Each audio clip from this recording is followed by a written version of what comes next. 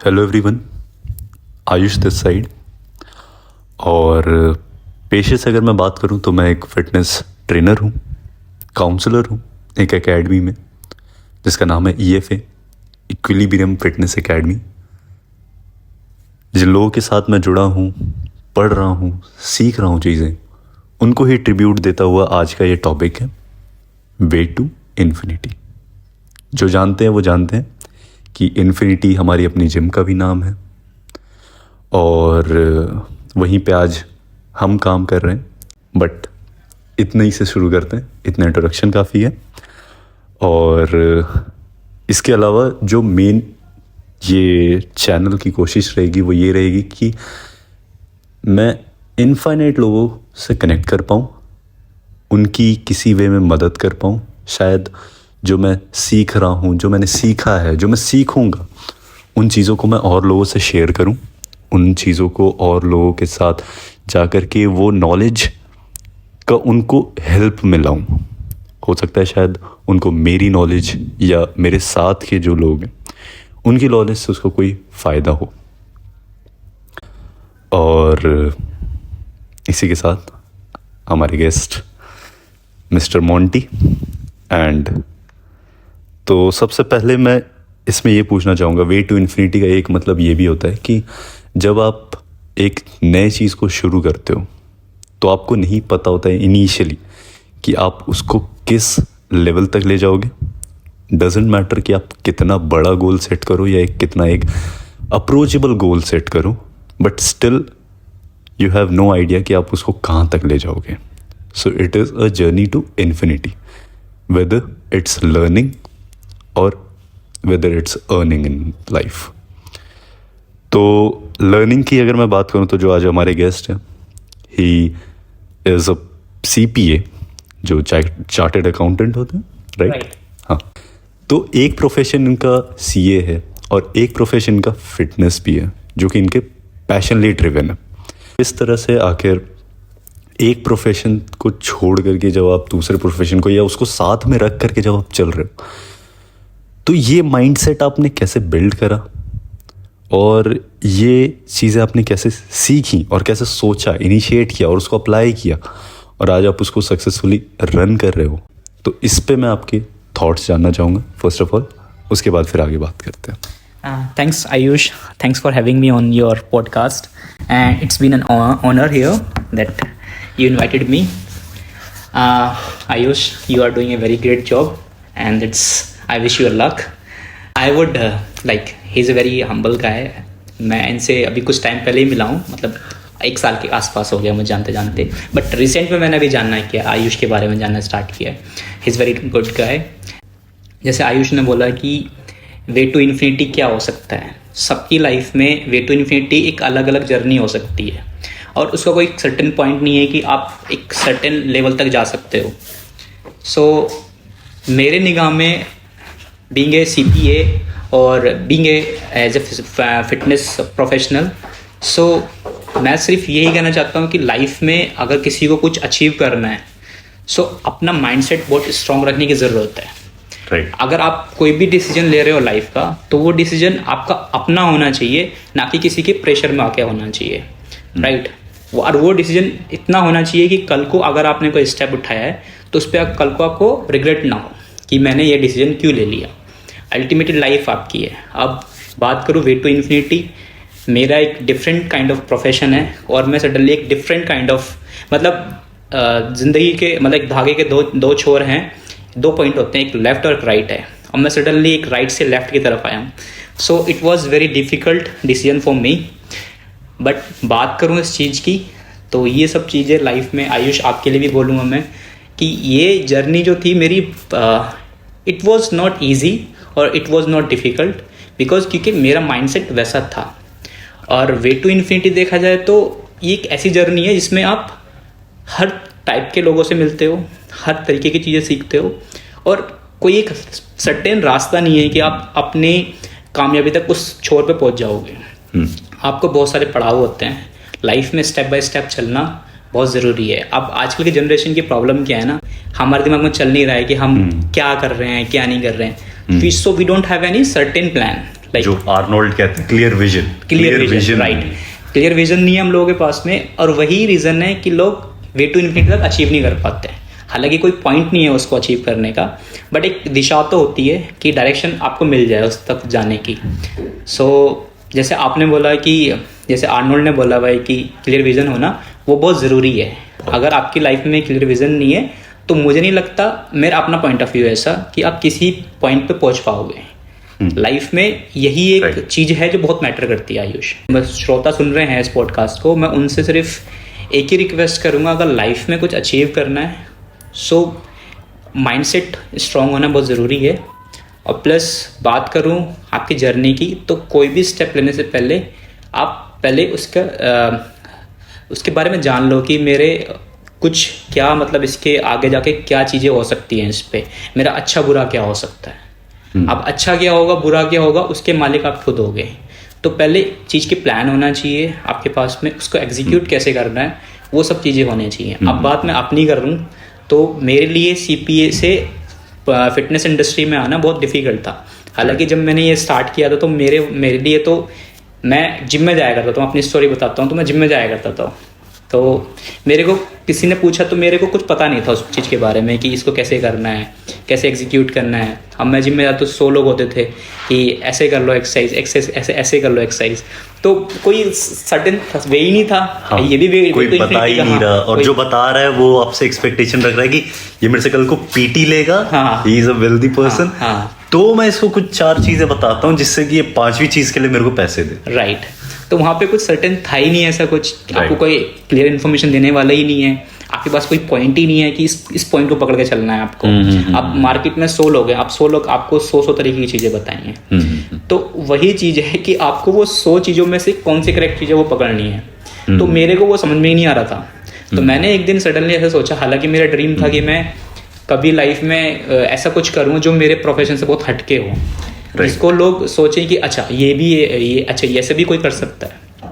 Right, तो मेरे को ये सडनली समझ में आया। तो one of my friend who suggested me कि you have to pursue some like exercise courses like ACE, American council of exercise, और so I have heard about this academy, like जहाँ पे अभी आयुष एफिलिएटेड है जिनसे। सो मैंने उस इंडस्ट्री के मतलब उस इंस्टीट्यूट के बारे में सुना, फिर मैंने वहाँ से करना स्टार्ट किया। फिर मैंने वहाँ से किया तो मेरे को बड़ा मज़ा आने लगा।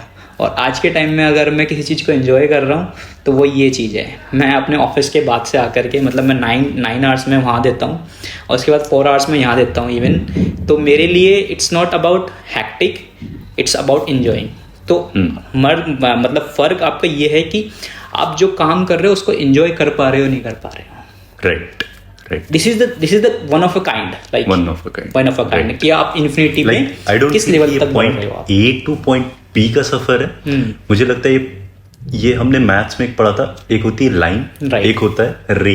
राइट, सो रे have a initial point, right, but उसका एक X पॉइंट होता है जो एरो के फॉर्म में दिखाता है, पता नहीं होता वो कहाँ जाके रुकेगा, but it keeps on going. मुझे लगता है लर्निंग का प्रोसेस भी ऐसा ही होता है, सेम ही होता है लर्निंग। राइट। अच्छा, इससे मेरा एक दूसरा क्वेश्चन आता है, like it could be a bit थोड़ा सा पास्ट ड्रिवन, बट मेरा क्वेश्चन ये है कि एज अ स्टूडेंट क्या आप बहुत ब्राइट स्टूडेंट थे या एक डल स्टूडेंट थे? Okay. या एक एवरेज भी था? जैसे मैं अगर अपनी बात करूं तो I was not even average, not a very good, not a worst, but I was somewhere in the mid of, क्या कहते हैं उसे, जो upper middle class होता है ना, वैसे कुछ मैं था above average.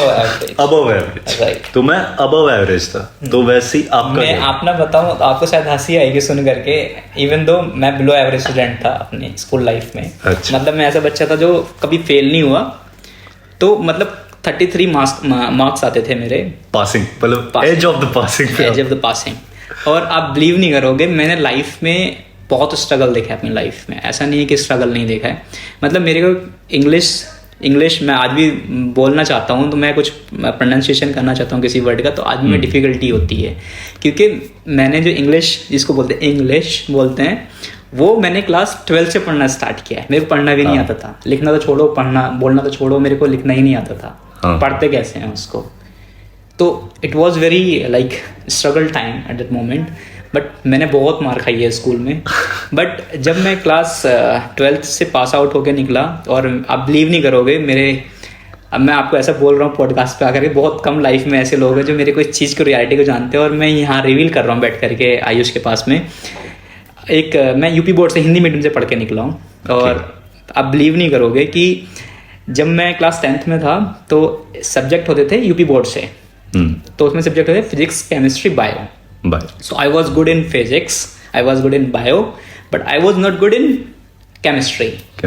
राइट। सो आप बिलीव नहीं करोगे, तो 100 मार्क्स का पेपर होता था, 35 70, यानी फिजिक्स और बायो हो गया 70, और 30 मार्क्स का होता था आपका केमिस्ट्री का paper. You want even believe it, मैं 30 नंबर लेके आया था उस तीनों सब्जेक्ट मिला करके, और मैं ग्रेस से पास हुआ हूँ। ओके, इस चीज़ पे हंसना नहीं था, but you won't believe it, मेरे को ग्रेस मार्क्स मिले थे 10th क्लास में, उससे मैं पास हुआ, अदरवाइज मैं फेल हो चुका होता। अच्छा। तब मेरे के लिए वो एक ट्रिगर पॉइंट था मेरी लाइफ का, कि एक चेंज, एक होता है ना कि आपको कहीं चीज़ आपने स्ट्राइक करेगी आपको। वो मेरे फादर ने मेरे को उस दिन बोला था कि do you really want to do this, मतलब ऐसी लाइफ जीनी है या कुछ करना भी है लाइफ में। मैं बिलो एवरेज स्टूडेंट था, और क्लास 12 तक आते आते मैंने अपने आप पे इतनी मेहनत करी थी कि क्लास 12th में मेरे 71% थे, जो कि मेरे क्लास 10th में 44% थे। थर्ड डिवीजन से पास हुआ था क्लास 10th में। 3rd to 1st का डायरेक्ट शिफ्ट आया है। हाँ, एंड देन उसके बाद से जो जर्नी थी मेरी सडनली चेंज हो गई। आप बिलीव नहीं करोगे जो भी अभी सुन रहे हो, और ये मैं ऐसा नहीं है कि मैं चीज़ों को एग्जैजरेट कर रहा हूँ, मेरी लाइफ में रियल लाइफ एग्जाम्पल है, मेरे हाथ में मेरे मार्कशीट वगैरह हैं। और लिव इन दो मैंने 12th के बाद में मेरे को चौधरी चरण सिंह यूनिवर्सिटी का नाम सुना होगा आपने, मेरठ में बहुत फेमस यूनिवर्सिटी, यूपी में बहुत फेमस है। मैंने उससे बीकॉम किया, और बीकॉम के आप बिलीव नहीं करोगे, मैंने उस साल के 3 साल के पेपर मैंने इंग्लिश में लिखे हैं। That's great. मतलब जिसको इंग्लिश में नहीं आती थी, और during that time I was working also. अच्छा। I have started working in a call centre. अच्छा।